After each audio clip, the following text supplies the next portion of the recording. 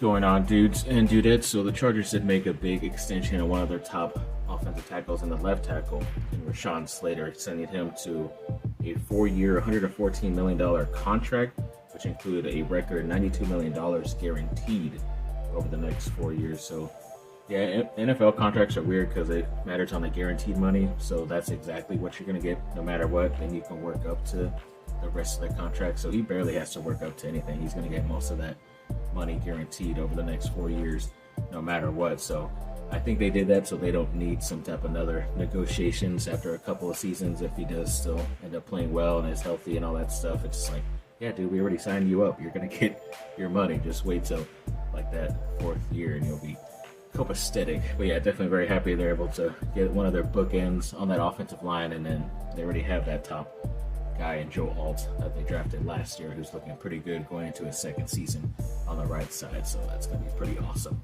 for them. Looks like Phillip Rivers is like a 2026 candidate now to be in the Pro Football Hall of Fame. Like I said, I don't think he's going to be a 1st-year Hall of Famer or 1st ballot. I think that's what they call it, Hall of Famer. But either way, he deserves to get in my opinion. Whether it takes a couple of years and whatnot, he will get in, if I'm not mistaken. And speaking of our old buddy, Tom Telesco, yes, he recently let go of Christian Wilkins, who he signed to like a big-time 4-year, $110 million deal, and he just let him go after 1 season.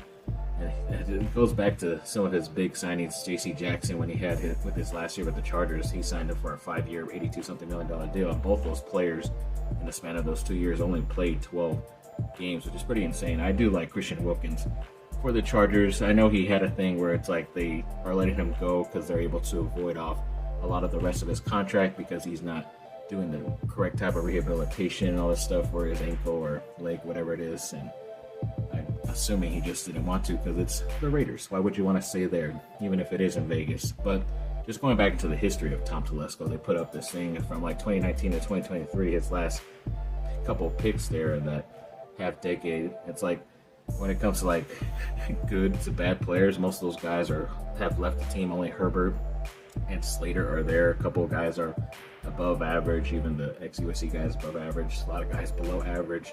A lot of guys are either gone or not playing very well, especially even for other teams. So all you got to do is look back at my history on YouTube and look at my mock drafts and guys that I wanted at those positions or certain parts in the draft, and you'll see that I was even a better selector than Tom Telesco.